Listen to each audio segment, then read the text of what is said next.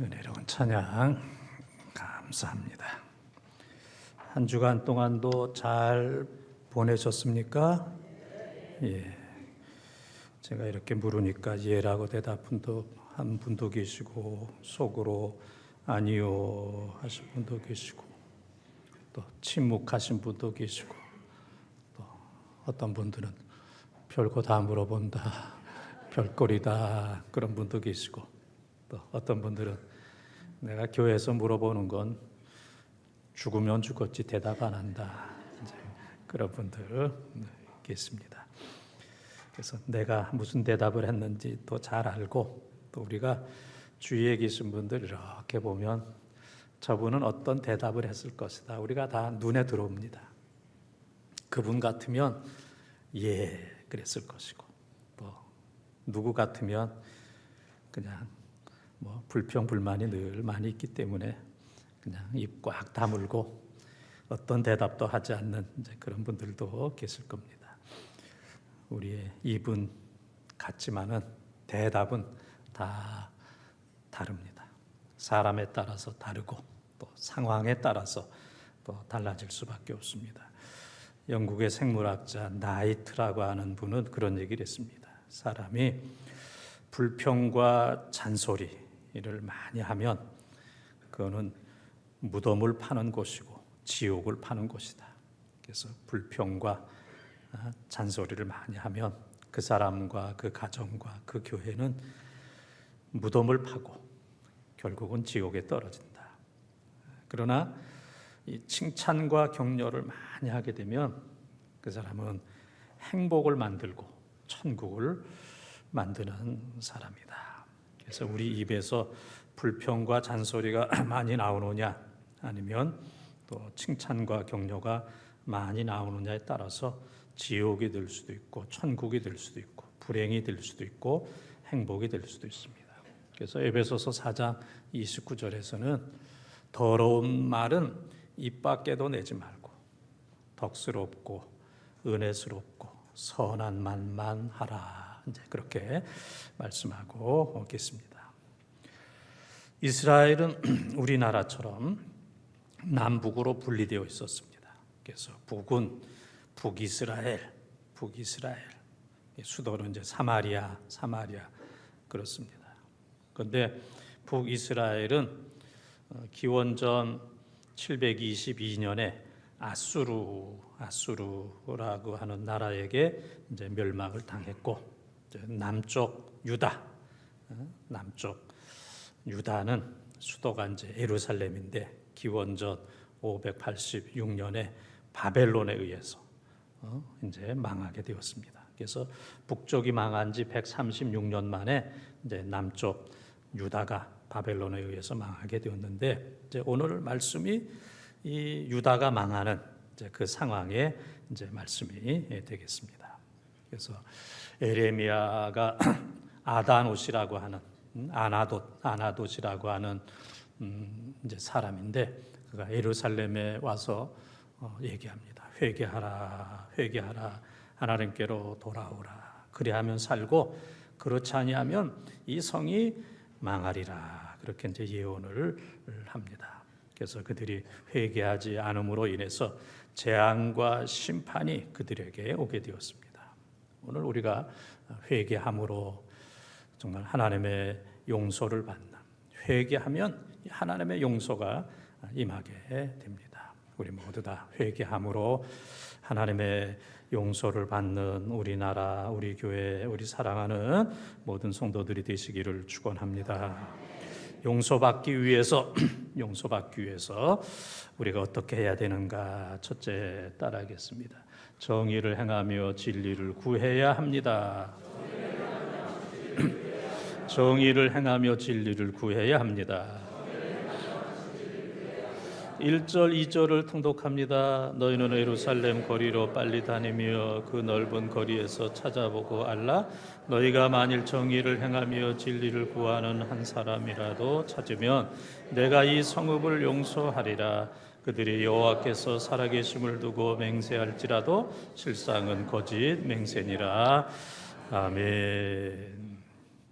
여러분들이 잘 아시다시피 창세기 18장에 보게 되면 소돔 고모라 성이 유황불에 의해서 망하게 됩니다. 그래서 하나님께서는 친구와 같은 아브라함에게 하나님의 모든 계획을 다 알려주세요.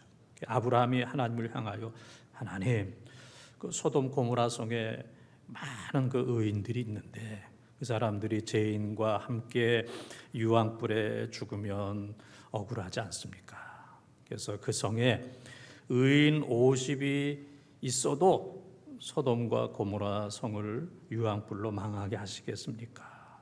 그랬더니 하나님께서 그래, 의인 50이 없어 그랬습니다. 의인 50이 없어. 그 아브라함이 그러면은 의인 45명이 있어도 멸망시키겠습니까? 그래, 45명이 없어. 그러면은 40명이 있어도 멸망시키겠습니까? 그래, 의인 40명도 없어. 그러면 의인 30명, 20명, 마지막은 10명. 10명이 없어서 창세기 18장 32절에 보게 되면은 소돔 고모라 성이 유황불로 인해서 이제 망하게 됩니다. 그런데 이제 오늘 말씀 보게 되면은 예루살렘에 정의를 행하며 진리를 찾는 자, 정의를 행하며 진리를 찾는 자, 다른 말로 하면은 의인, 예루살렘 거리에 한 사람이라도 있으면 내가 예루살렘을 멸망시키지 않겠다 그랬습니다. 그래서 이 소돔과 예루살렘을 비교해 보면 소돔보다는 예루살렘이 큰 도시이고 또 소돔에는 의인 10명이 없어서 멸망받았는데 예루살렘에는 의인 한 사람이 없어서 멸망을 받게 되었습니다. 그러면 사실 소돔에 비하면 예루살렘은 정의를 행하며 진리를 구하는 의인 한 사람만 있어도 멸망받지 않았을 거예요. 소돔에 비하면은 정말 너무너무 쉬운 거예요. 그걸 뭐라 그래요? 누워서 떡 먹기. 근데 그거보다 더 쉬운 게 뭐예요? 떡 먹고 눕기. 그러니까 이 소돔은 의인 50이고 예루살렘은 한 사람이고 소돔보다는 남유다의 수도 예루살렘은 큰 도시인데도 의인 한 사람이 없어서 이제 바벨론의 포로가 되는 바벨론에 의해서 이제 망하는 일들이 이제 생기게 되었던 겁니다. 정의를 행하며 진리를 구하는 것, 이것이 바로 의인의 모습입니다. 그래서 이 정의가 없고 진리를 구하지 아니하면 이것은 불신앙이고 이것은 우상이고 거짓된 신앙입니다. 내가 하나님을 잘 섬긴다, 내가 믿음이 좋다, 그렇게 아무리 외식을 하고 소리를 지른다 할지라도 하나님께서 보실 때에 정의를 행하지 아니하고 진리를 찾지 아니하면 그것은 다 불신앙이고 우상이에요. 사람이 사람은 속일 수 있어도 결코 하나님을 속일 수 없기 때문에 그렇습니다. 그래서 이 정의와 진리는 이 동전의 양면과 같이 이제 뗄래야 뗄 수가 없습니다. 정의를 행하면 진리를 찾게 되고 진리를 찾게 되면 정의를 행하게 됩니다. 그래서 이것은 서로 보완하는 것이고 서로 상승시키는 겁니다. 정의가 충만하면 진리가 충만하고 진리가 충만하면 정의가 충만한데 이 예루살렘에는 이 정의를 행하며 진리를 찾는 사람이 한 사람도 없어서 바벨론 느부갓네살에 의해서 멸망을 당하게 되었습니다. 어렵고 힘든 세상이지만 우리 모두는 정의를 행하고 진리를 찾는 이 시대에 의인으로 살아가시기를 주님의 이름으로 축원합니다. 두 번째 따라하겠습니다. 바위보다 굳은 얼굴을 회개해야 합니다. 바위보다 굳은 얼굴을 회개해야 합니다. 3절 말씀을 통독합니다. 여호와여 주의 눈이 진리를 찾지 아니하시나이까 주께서 그들을 치셨을지라도 그들이 아픈 줄을 알지 못하며 그들을 멸하실지라도 그들이 징계를 받지 아니하고 그들의 얼굴을 바위보다 굽게 하여 돌아오기를 싫어함으로. 아멘. 이 남유다가 악순환이 계속되는 겁니다. 정의를 행하지 않고 진리를 구하지 않고 있습니다. 하나님께서 유다 백성들을 향하여 회개하고 하나님께 돌아오라 그렇게 말씀하셨지만은 그들은 회개를 하지 않았습니다.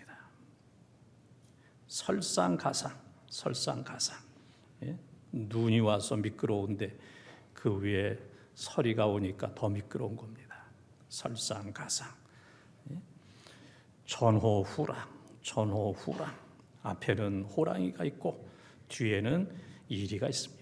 앞에 호랑이가 있으면 뒤로 도망갈 수 있는데 뒤에는 또 이리가 있습니다.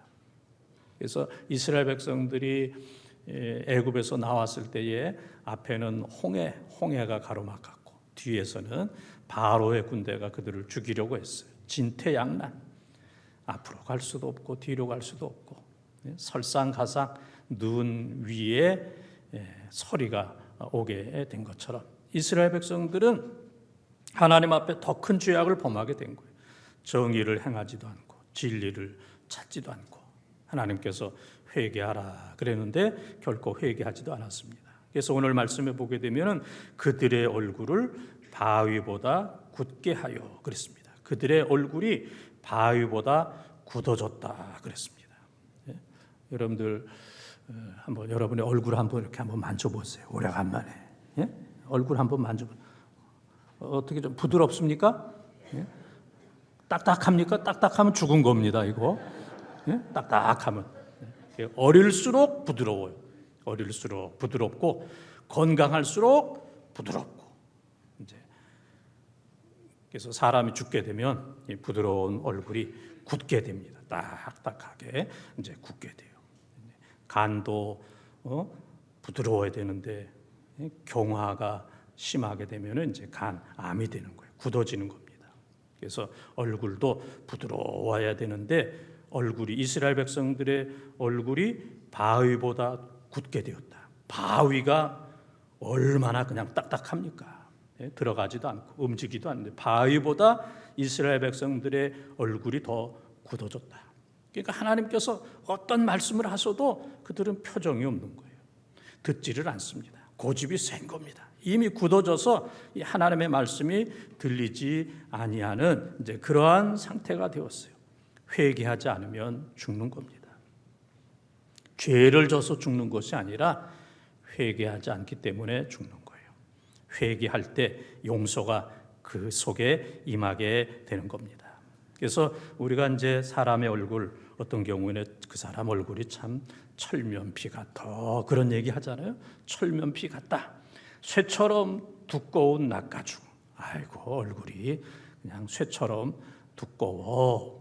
이제 사람 얼굴에는 표정이 있잖아요. 표정이 있고 잘못하게 되면은 부끄러움도 타고 또 잘못하게 되면은 이제 회개도 해야 되는데 표정도 없고 부끄러운 것도 없고 끝까지 회개하지 않고 고집스러운 그런 사람을 향하여 그 사람은 철면피야. 얼굴이 부끄러움을 모르는 사람이야. 그렇게 이제 얘기를 합니다. 그래서 이 사람은 부끄러움이 있는 거예요. 동물은 부끄러움이 없습니다. 사람은 잘못하게 되면은 회개를 합니다. 그러나 동물은 회개가 없어요. 사람과 동물의 차이는 사람은 부끄러움을 느끼고 회개하는 것. 이것이 바로 이제 진정한 사람의 모습인데 동물처럼 부끄러움을 모르고 끝까지 회개하지 않는 얼굴이 뭐처럼 바위처럼 굳어버리고 얼굴이 철면피 쇠처럼 굳어버리게 되면 거기에는 하나님의 용서가 하나님의 희망이 결코 없는 것을 볼 수가 있습니다. 이 사람이 무엇을 만드느냐, 누가 만드느냐 이것은 참 이제 중요합니다. 모나리자라는 이제 그림이 있습니다. 모나리자. 리오나르도 다빈치가 그린 모나리자. 어떻게 여러분들이 보실 때도 예쁩니까? 여러 번만 못 합니까? 이 모나리자 이게 지금 얼마가 가냐면은 이 가치가, 이 그림 가치가 40조입니다. 40조. 이게 뭐 몇 사람 좀 뒤로 좀 넘어가고 그래야 될 텐데, 이거 뭐 40조예요. 40조. 그 옆에 있는 그 피카소가 그린 알제의 여인들, 이것은 얼마 전에 이제 경매가 되었는데 2,180억, 2,180억에 이제 경매가 되었습니다. 그러니까 누가 그렸느냐? 다빈치가 그린 모나리자는 40조에 해당이 되고, 피카소가 그린 알제의 여인들은 2,180억입니다. 2,180만 원이 아니고 80억. 그래서 제가 어제 이제 이 그림을 보면서 나도 한번 좀 그림을 그려보자 해가지고 어제 이제 그림을 그려서 여러분들에게 한번 보여드리려고 그러다가 그거 보여드리면 망신 중에서도 무슨 망신? 개망신 당하겠다. 그래서 그거 보여드리다가는 뭐 설교고 뭐고 다 망치겠다 해서 제가 이제 몇 번 그리다가 참자 그랬습니다. 그러니까 이 다빈치가 그리면은 40조, 피카소가 그리면 2,180억, 내가 그리면 쓰레기, 망신, 개망신. 그러니까 이 누가 그리느냐, 이것이 이제 중요한 겁니다. 여러분 한 분 한 분은 하나님의 작품이에요. 하나님의 작품. 원숭이가 뭐 발달돼 가지고 변해서 사람이 된 게 아니고 하나님께서 사람으로 하나님께서 만드신 거예요. 원래 사람으로 우리를 만드셨습니다. 그래서 마태복음 16장 26절에 보게 되면은 한 사람 한 사람의 생명의 가치는 온 천하를 주고도 바꿀 수 없다. 온 천하를 주고도. 그래서 여러분들은 무슨 짤이에요? 십자가 짤이에요. 예수님께서 십자가를 지시고 여러분들을 구원하실 정도로 예수님이 죽으심으로 살리신, 예수님이 죽으심으로 십자가를 지심으로 살리신 뭐 40조 그 정도가 아닙니다. 2,180억짜리가 아니고 십자가짜리. 뭐 40조는 이 세상 전부에 비하면 뭐 먼지에 불과한 겁니다. 먼지에 불과한 거예요. 우리는 뭐 40조 그 정도가 아니고 온 세상을 주고도 바꿀 수 없는 십자가짜리. 하나님께서 예수 그리스도를 보내셔서 우리를 구원하신 너무너무 귀한 분들입니다. 그래서 우리가 하나님의 작품, 걸작품, 조금 전에 나왔던 포이에마, 에베소서 2장 10절, 하나님께서 우리를 만드신 거예요. 우리는 피카소의 작품도 아니고 다빈치의 작품도 아니라 하나님께서 만드신 십자가짜리, 온 천하를 주고도 바꿀 수 없는 포이에마와 같은 귀한 분들이에요. 그래서 우리 속에는 하나님의 형상이 있어요. 하나님의 형상, 창세기 1장 27절에 사람을 만들 때에 하나님의 형상을 우리 속에 부어주셨다 그랬습니다. 그래서 우리가 끝까지 회개하지 않으면 정말 바위와 같은 그런 얼굴이 되어서 우리는 마귀의 자녀, 지옥불에 떨어질 수밖에 없지만, 우리가 하나님의 형상인 것을 알고 십자가짜리인 것을 알고 온 천하를 주고도 바꿀 수 없는 너무너무 귀한 사람인 것을 알고 하나님 앞에 회개하면 사도행전 6장 15절에 스데반의 얼굴이 천사의 얼굴과 같았던 것처럼 우리 모두 회개함으로 천사의 얼굴과 같아서 다 구원받고 천국을 받는 영원한 하나님의 백성들이 다 되시기를 주님의 이름으로 축원합니다. 세 번째 따라하겠습니다. 여호와의 길과 법을 알아야 합니다. 여호와의 길과 법을 알아야 합니다.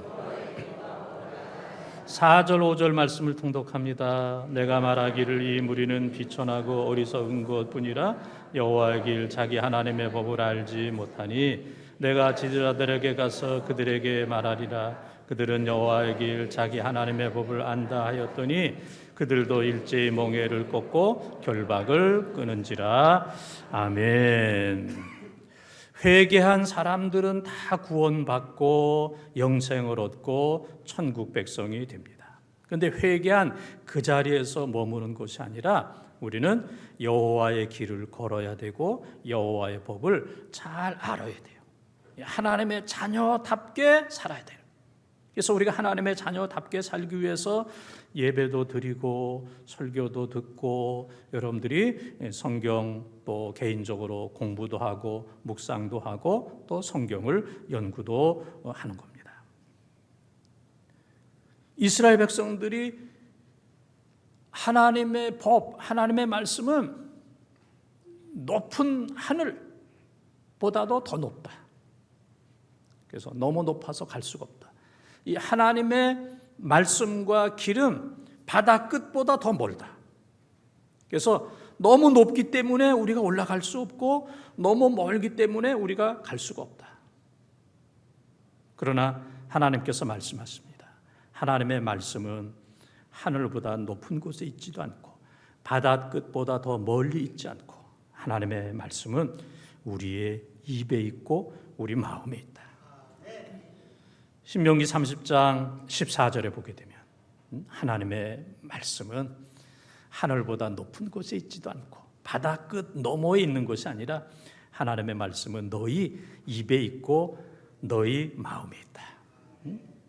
그래서 신명기 30장 20절에 보게 되면 너희들이 하나님을 사랑하고 또 하나님의 말씀을 청종하고 그리고 하나님 말씀을 의지하면 내가 너희에게 생명과 장수와 아브라함과 이삭과 또 야곱에게 주었던 땅을 너희에게 주리라 라고 하나님께서 우리들에게 약속을 하셨습니다. 그러나 이스라엘 백성들은 정의를 행하는 것도 진리를 찾는 것도 포기했고 또 얼굴이 모처럼 굳어져서 바위처럼 굳어져서 부끄러움을 느끼지 아니하고 하나님 앞에 회개하는 것도 포기하였고 그리고 여호와의 길을 가는 것도 여호와의 말씀을 배우는 것도 다 포기해버렸습니다. 그래서 그들에게 누가 찾아오게 됐냐면은 느부갓네살이 찾아오게 되었어요.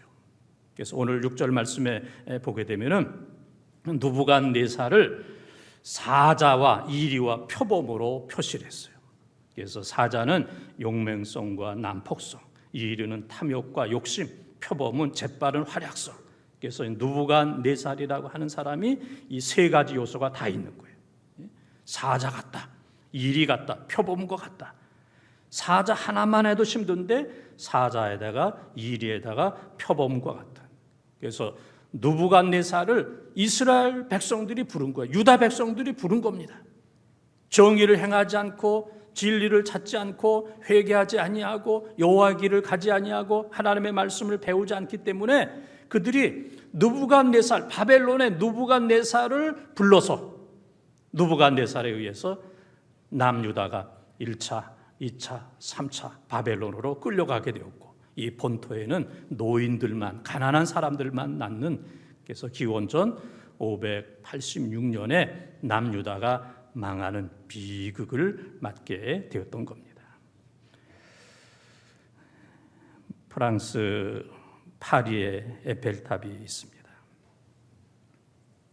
에펠탑. 그래서 여러분들에게 여러 번 얘기했지만은 이 에펠탑의 높이는 300m. 다 철로 만들게 되었어요. 그래서 프랑스 정부가 이것을 만들었을 때에 파리와 프랑스에 있는 모든 사람들이 얘기하기를 이거는 흉물이다. 이거는 없어야 될 것이다. 고철이다. 흉물이다. 이것은 있어서는 안 될 것이다. 그래서 그때 모든 사람들이 이거 당장 철거해야 된다. 부숴버려야 된다 그랬어요. 그래서 파리와 이 프랑스 정부가 얘기하기를 그러면 20년 후에 반드시 철거하겠다.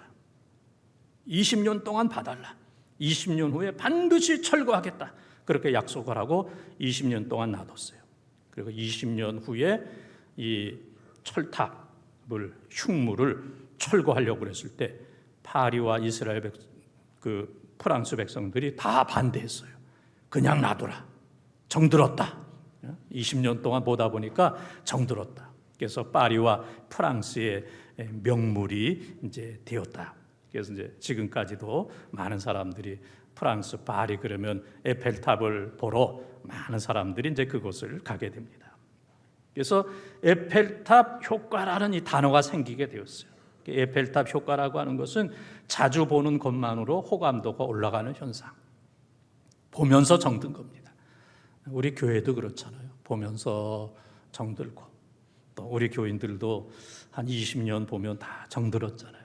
20년 보니까 다 정들고, 교회도 처음에는 서먹서먹했는데 한 20년 정도 다니다 보니까 참 교회 없이는 안 되고, 이 세상에 수많은 교회가 있지만은 번동제일교회 없으면 안 되고, 수많은 성도들이 있지만은 번동제일교회 성도 없으면 안 되고, 이것이 다 에펠탑 효과, 함께 있으면서 보면서 정드는 것입니다.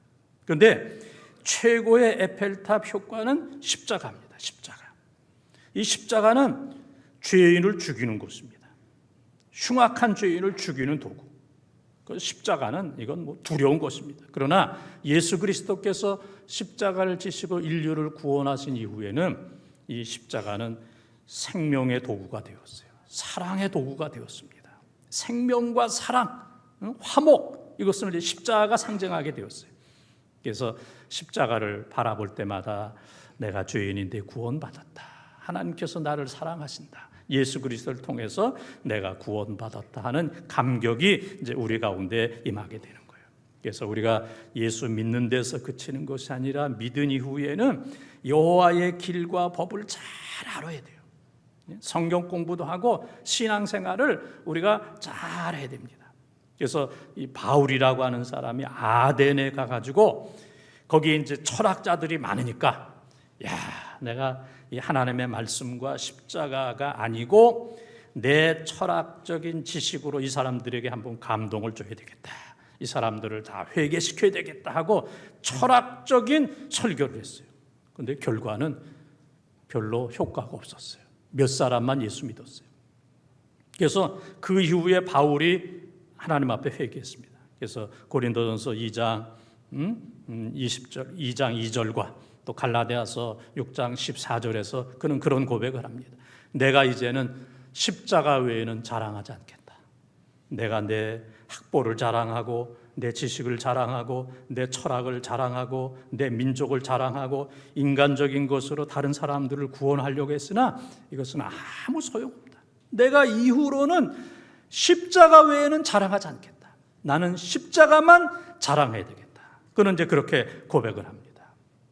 오늘 우리 시온 찬양대가 찬양했던 것처럼 갈라디아서 2장 20절에 내가 그리스도와 함께 십자가에 못 박혔나니 그런즉 이제는 내가 사는 것이 아니요 오직 내 안에 그리스도께서 사시는 것이라. 이제 후로는 나를 사랑하사 나를 위하여 죽으신 하나님의 아들을 믿는 믿음 안에서 내가 사는 것이라.